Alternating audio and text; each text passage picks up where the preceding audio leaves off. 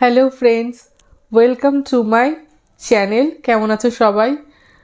তো আমার যেহেতু ডেলিভারি ডেট এগিয়ে গেছে, মানে খুব কাছাকাছি এসে গেছে, তো আমি বাচ্চার জন্য হসপিটালে কি কি নিয়ে যাব সেটাই আজকে তোমাদের সাথে শেয়ার করব। আর বলে রাখি যে এখনও পর্যন্ত আমাদের মতন পরিবারে আগে থেকে বেশি কিছু কেনে না, ভয় পায়। তো তারপরও যাই হোক, আমাকে কয়েকটা জিনিস যে কিনে দিয়েছে এটাই আমার জন্য অনেক বেশি লাকি। তো এই যে এইরকম একটা বাস্কেট নিয়েছি, যেখানে জামা কাপড় আপাতত কিছু জিনিস তো রাখা যাবে। তো দেখা যাক এরপর আমি কি কি আর নিই। এই যে কতগুলো হাগিস নিয়েছি। হাগিস মানে এটা মরিশাস কোম্পানির। আমি অনেকটাই অর্ডার করেছি, কিন্তু একবারে এতগুলো নিলে যদি ওই নার্সিংহোমের আয়া মাসিরা যদি এদিক ওদিক করে দেয়, ওই জন্য ব্যাস অল্প কটাই নিয়েছি এখন আপাতত।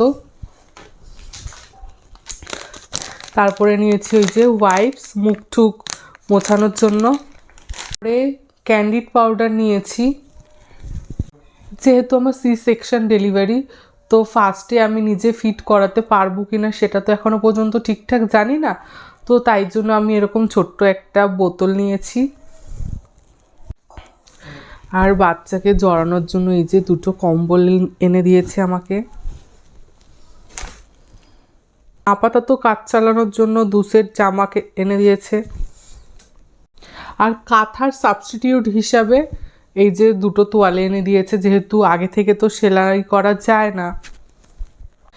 এরপর এই যে ডাইপার চেঞ্জিং যেই ম্যাট, মানে আর এতে শুধু ডাইপার চেঞ্জ নয়, বাচ্চা ছোট অবস্থায় রাখাও যাবে, ঘুমঠুমও পাড়ানো যাবে, তো সেটা একটা এনেছে।